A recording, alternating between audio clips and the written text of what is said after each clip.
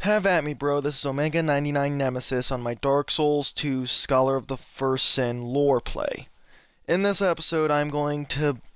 I regret to say this and the next episode are most likely just going to be recap episodes between the beginning and things betwixt and reaching Majula and talking to the Herald and several NPCs, as the footage between the fifth fog wall of things betwixt was lost, as well as the interactions in Majula and the items in between. For that purpose, I've created a secondary character codenamed Dracus, who will effectively serve. Like, his codename is Dracus, just how Lux Tenebrous' codename was Alaron. Now, Dracus's code for Mitis Tenebrous, who was Lux's twin brother. So I'm not going to be touching up on a lot of the stuff because I've already done this in my previous 3 episodes. So if you don't want to see a recap of the similar same footage, just with a little bit, featuring a different character, then this episode is skip-worthy, as this really just recaps up to the fifth fog wall. So you won't be missing much. Alright then, let's get caught up, shall we? Alright, so here's Mitis Tenebrous, and I won't pretend. I know this isn't something most people are going to want to see, so I thought at the very least, if I can do anything, I would explain a bit about Mitis and the lore that I've invented for my own characters, because something I do like about Dark Souls is, unlike any other game I've ever played, this is the only game where I could actually use my own creative abilities to create my own unique characters who can interact off each other.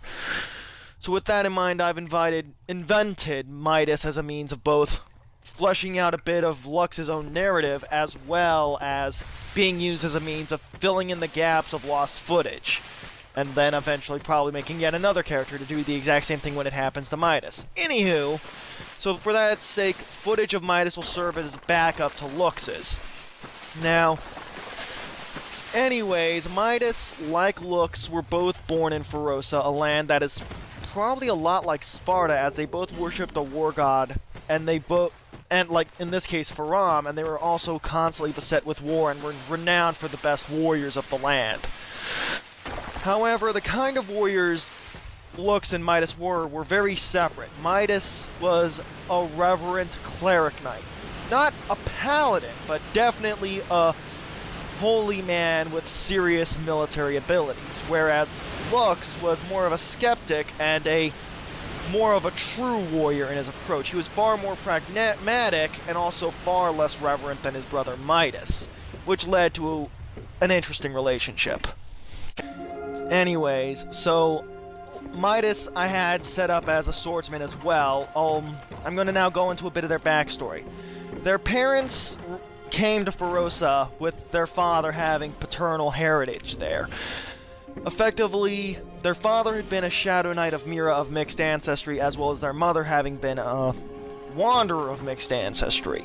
Their father had been a Shadow Knight, like I said, and their mother had been a wandering cleric as well as hermit. They effectively, circumstances forced them to relocate to Ferosa, which then led to their current raising of their children.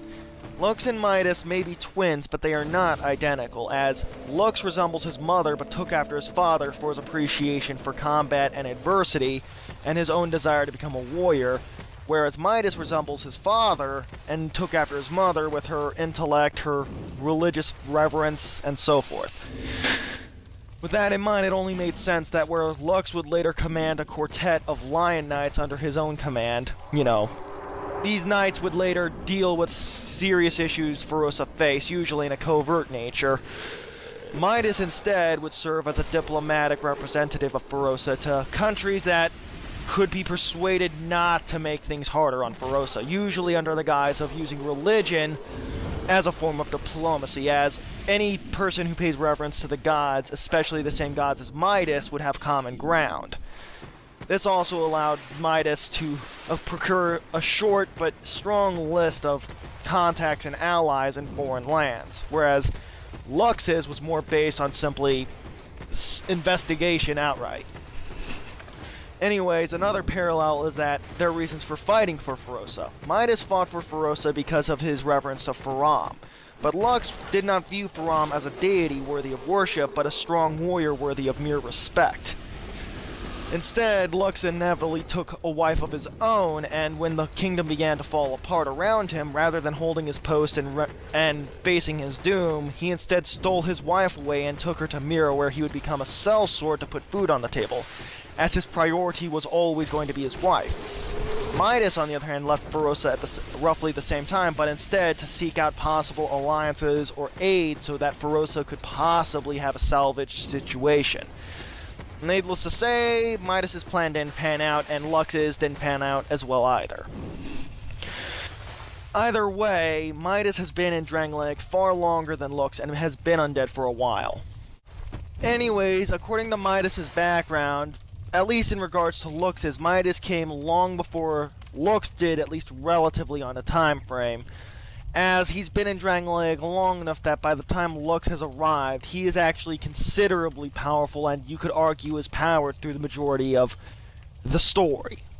With that in mind, for reasons that aren't revealed till later in Lux's story, Mitis has effectively been waiting for someone to help him get through it, as he's waiting for an undead of similar caliber to himself to inevitably break the curse. At least that's what how Mitis sees it. And likewise, Mitis will pop up numerous times during Lux's campaign, and likewise, Lux, having been undead for some time and lost much of his memories, has forgotten his brother. Mitis doesn't let on and instead allows Lux to remember on his own, and when he does, this does tie into their whole brotherhood. Anyways, a couple other things to notice in terms of the distinction is their approach to things. Because Lux and Mitis were both incredibly intelligent people, but one of their primary distinctions is that Mitis' own religious views, specifically his overdependence on religious dogma, led to him being less creative than his brother Lux, who likewise could anticipate numerous situations and prepare for them. Lux was extremely pragmatic, on top of being determined and ruthless. When leading his own quartet of Lion Knights, Lux was called the Tiger Knight. His compatriots included the Widower and the Warhound. However, I have yet to come up with a title for that fourth one. Also, you might be seeing the pattern as to where I got the inspiration for this quartet of Lion Knights. Anywho, Mitis, on the other hand, did lead fights against the undead in the hunts, and likewise holds a strong distaste for the undead, viewing them as unnatural, which lends to a conflicted existence when he himself is cursed, as well as for his brother, who is actually more neutral to the undead. Anyways, what was I on about? I'm sorry, sometimes I lose my train of thought, but if I had to say anything else of significance, oh, by the way, I'm about to get an achievement on my gamer card that I had hoped to acquire much later. You can even guess looking at my current state in the game. But yeah, it's kind of ironic, and I get the achievement in the wrong way I could get it. But anyways, because of this, Mitis is more inclined to just accept a problem as he believes it's a part of the big grand scheme of things, whereas Lux will question it. And likewise, they also have extremely different reactions. Mitis is far more reverent and supportive of his superiors, whereas Lux was more confrontational and inquisitive. This can also be referenced in the fact that in his own reactions with the Firekeepers, Lux himself would have described them as old crones, deranged hags, and so forth. Not very complimentary, as to him they were more obnoxious and unhelpful and cryptic than beings worthy of respect. Mitis, on the other hand, would have treated them very politely. He would have been curt, but not rude. And likewise, this is also reflected on their relationship, as more often than not, Lux has a crass way of looking at things. Specifically, he will use exclamations that will not be pleasant for someone who worships Faram, as one of his favorite exclamations involves Faram in a less than complimentary way, but in a humorous sense.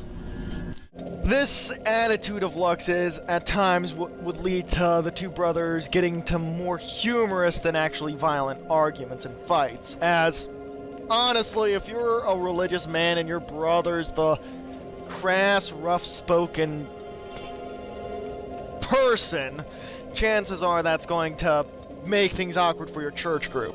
Anyways, another thing to notice was that they had very different, though at times similar, combat styles. Lux was known for being eccentric and having a reputation for not necessarily taking the traditional approach. He was very unorthodox, this being that he practiced to wield a scythe in combat, something most people considered a farmer's implement, and for good reason.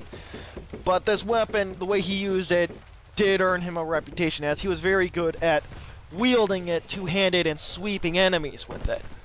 His use in this also, he was very good at drawing blood and bleeding his enemies out by doing so. This approach to the scythe, and the fact that he used it in favor of pikes and polearms, and even over several swords, earned him both an unusual and intimidating reputation, as he was known to cleave enemies with it, usually just slicing straight through armor, blood, and bone. Either way, he also became known as the Tiger Knight, whereas the Mitis himself became considered the White Tiger Knight, and Lux, represented by a traditional tiger, and Orange was called the Black Tiger Knight by comparison to Mitis's more gentle, friendly, compassionate nature. Anyways, but where Mitis instead favored dual-wielding katanas. For example, he used a poison katana and a burning one to toxic and to poison, as well as sear the flesh of his opponents, which is an unusually sadistic combat style for a man who is of the cloth, but at the same time he also claims he uses it specifically against people who, let's just say, the kind who are in and of themselves an affront. When he wasn't using them, he preferred to dual-wield curved swords, as it gave him a defensive option with his offhand weapon. He would very easily parry and then repulse his opponents using them. And finally, was also credited for healing and mending the wounded using miracles, as well as laying siege to his opponents from afar with lightning spears and force-based abilities. However, when he's introduced in Lux's story, he is clearly favoring Caith's Chime, which is a hexing-based catalyst. So he's no longer using light magic, he's using dark magic, and his argument being it's effective against the dark beings he fights. Well, not dark, the undead beings he has to deal with. Whereas Lux himself proved to have a better affinity for pyromancy, as it required less training and relied on the raw instinct he himself prided himself on. Likewise, Lux and Mitis were very different in terms of how heavily armored they were. Despite the method, Lux had a diverse arsenal featuring, usually he was known to take interest in wielding scythes to greatswords to inhumanly large greatswords, as well as dual-wielding other weapons as well. He was known to keep a rapier on hand as a duelist and training weapon. Lux also would wear his gauntlets and greaves outside of combat. And I believe this is all we've got for now. Alright, so now this is the conclusion of the 4th episode, the recap episode. So now Mitis is caught up to where Lux left off, at least on screen. Lux is actually still in Majula, chilling next to Sweet Xiaohua, going, when the heck am I getting my screen time? But, alright, so the next episode I'll try and cover the other stuff. So, I also want to apologize, because I know this isn't, I don't want to be making a habit of doing these recap episodes just to cover what was missed, as well as having to make a character and going through what he would do in his story. I might decide at some point to do videos on these characters, but around Lux's story, but for now, I'd rather focus on just playing the game, at least for the moment. Get a feel for it. Alright, thanks, and keep an eye out for the 5th episode, which will feature what should have already been out. Take care. Also, because I'm having trouble getting these videos reviewed by someone else, these are going to be released in groups publicly and will remain private until I test them.